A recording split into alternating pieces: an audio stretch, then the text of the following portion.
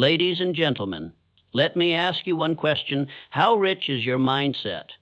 I'm not speaking of your bank account.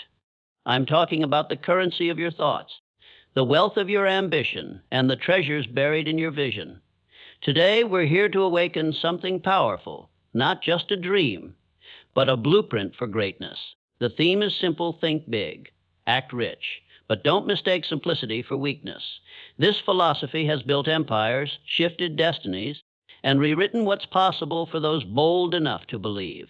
Every fortune, every empire, every remarkable life ever built started with a single sparking a dream, but not just any dream.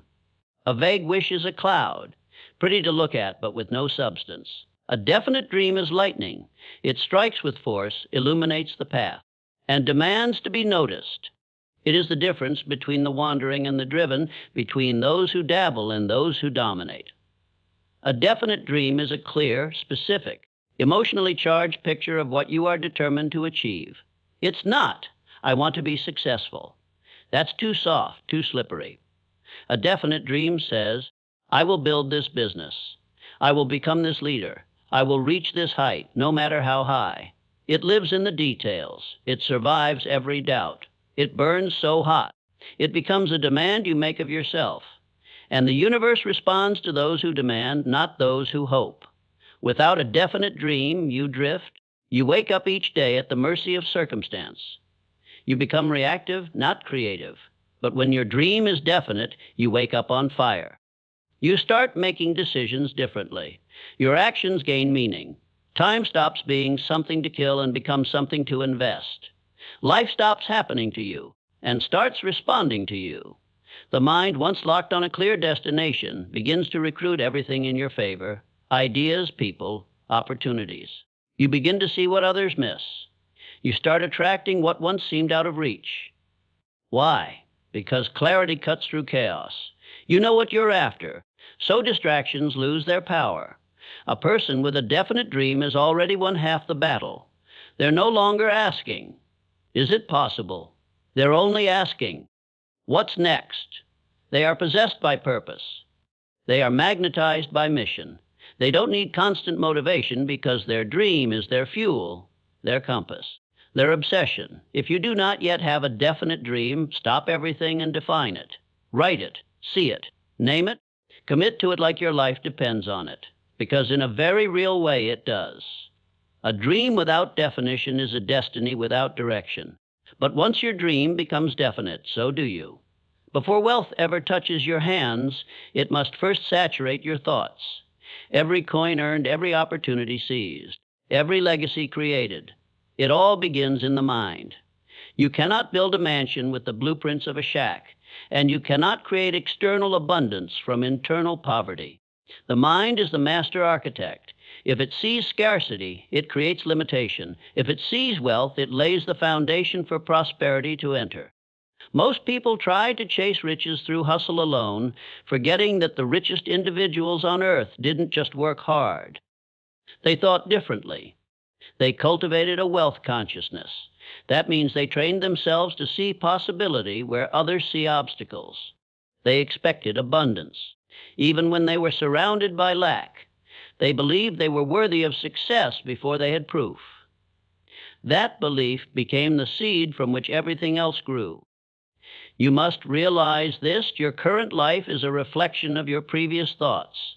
Your future life will reflect the thoughts you begin thinking today. If your mind is filled with fear, doubt, resentment, or limitation, those emotions will shape your actions, and your actions will shape your results.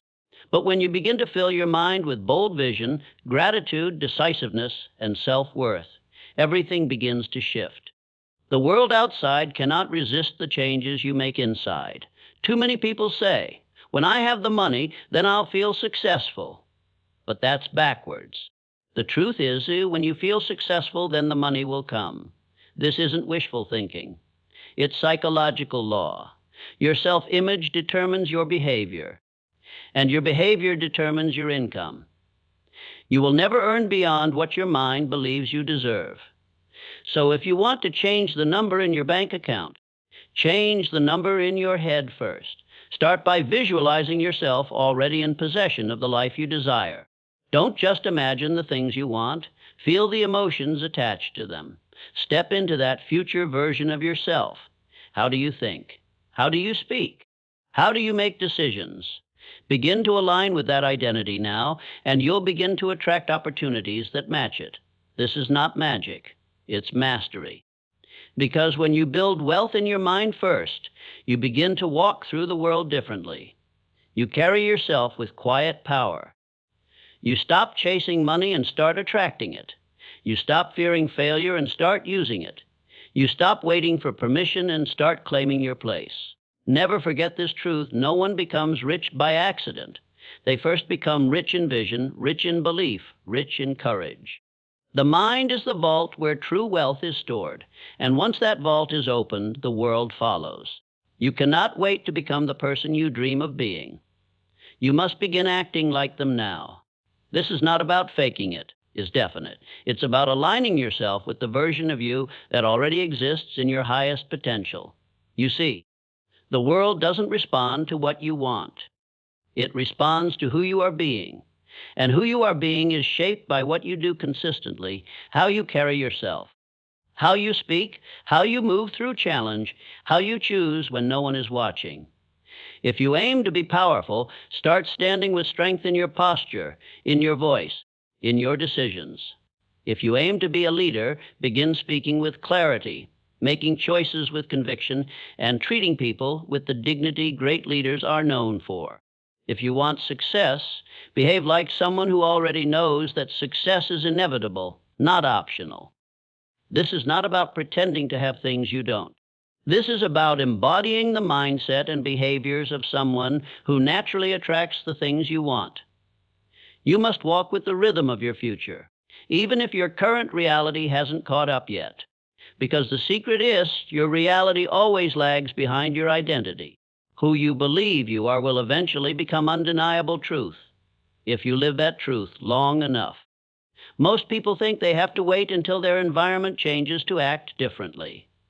But the truth is, your environment will only change after you do.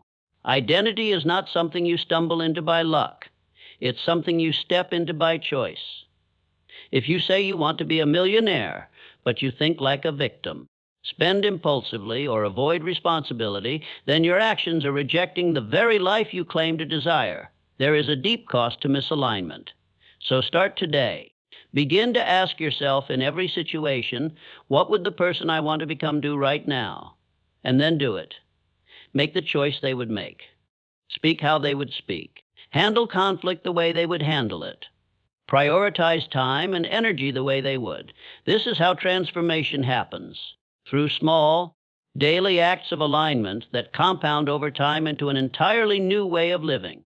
You must discipline yourself to rise above your current habits and step into your future behavior. Because your future doesn't belong to the person you are. It belongs to the person you're becoming. And the fastest way to get there is not to wait, but to live as though you already are.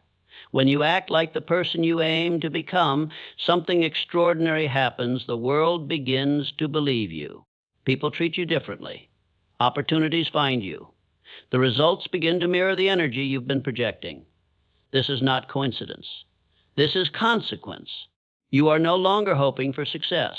You are rehearsing it, becoming it, being it. And once you become it, no one, not even life itself, can take it away from you. No matter how strong your will, how big your vision, or how deep your desire, you cannot grow in a toxic environment.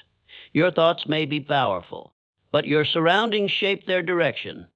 You are not just a product of your ambition. You are a product of your associations. And if you want to rise, you must protect your space like your future depends on it, because it does. Every conversation you entertain is either pouring fuel on your dream or slowly draining its life. Every person in your orbit is either expanding your vision or shrinking it. Some people carry energy that lifts you, inspires you, challenges you to be more.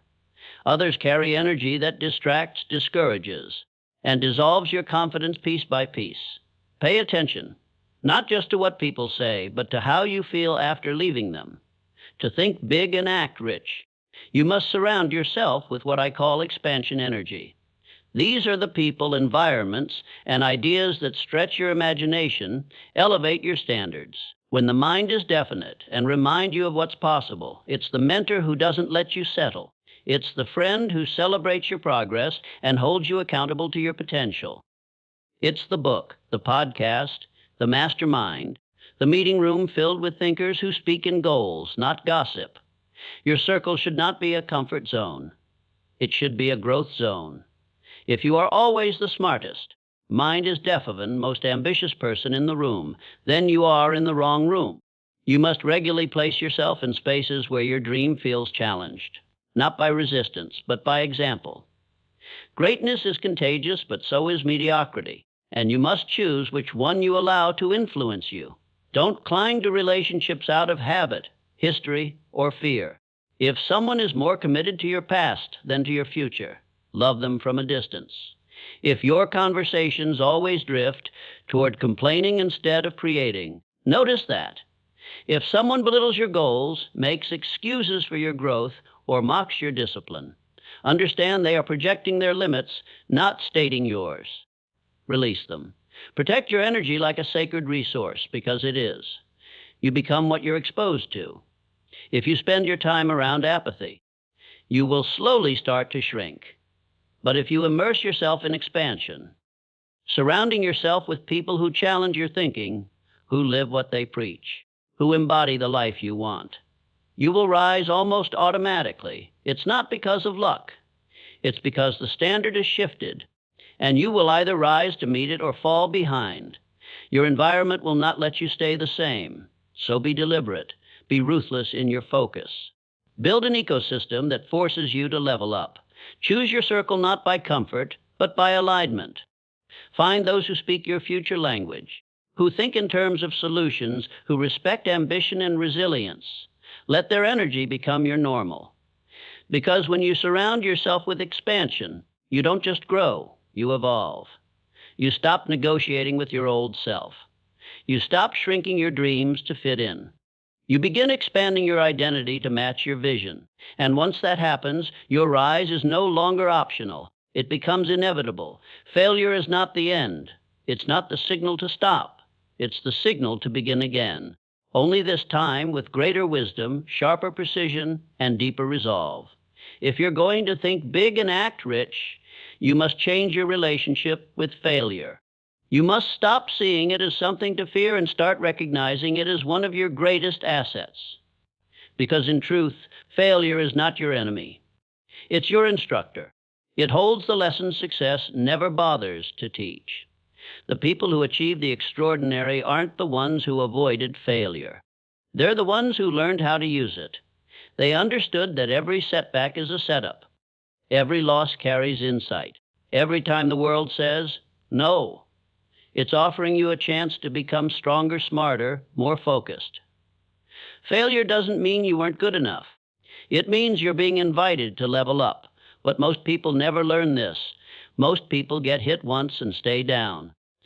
They mistake discomfort for a warning sign and retreat the moment things get difficult. They say things like, maybe it wasn't meant to be, not realizing that every big dream comes wrapped in resistance.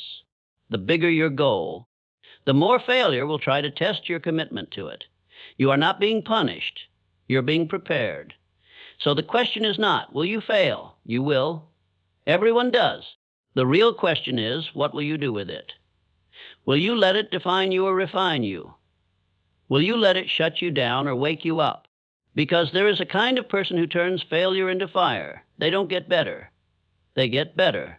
They don't run. They rise. They extract the lesson, apply it, and move with more clarity than before. That's what separates the defeated from the determined. Failure, when used properly, sharpens vision. It reveals flaws in thinking, gaps in preparation, weaknesses in execution.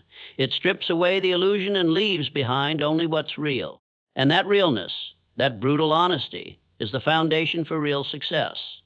When you stop fearing failure, you stop playing small. You take bigger swings. You move faster. You speak bolder. You begin to act like someone who cannot be broken, only rebuilt stronger. You must also understand that the most successful people in the world have failed more times than most people have even tried. They just don't romanticize it. When mind is definite, they harvest it. They look failure in the face and say, teach me. They don't pretend it didn't hurt, but they don't let the pain make them passive. They know pain is part of the price, but regret is the far more expensive currency. So when failure knocks you down, and it will, don't ask why it happened. Ask what it's here to teach you. Don't say, why me? Say, what now? Get up. Adjust your strategy. Refine your aim. And go again. That's how champions are built. That's how empires are born. That's how dreams survive the storms. You must feed off failure like it's fuel. Let it light your fire. Let it remind you that you're in the arena, that you're doing something bold, something meaningful. Let it be the reason you show the world who you really are. Not a person who had it easy, but a person who couldn't be stopped. Because when you master failure, you become dangerous. Not to others, but to limitation itself. You become someone for whom obstacles are just building blocks, and losses are just the cost of future wins.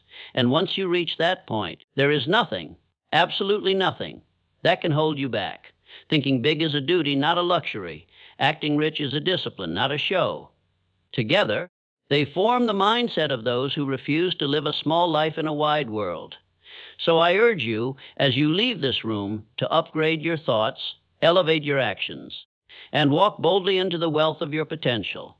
Because the truth is this: the world doesn't pay you for effort. It pays you for results. And the results belong to those who think big and act rich. Thank you.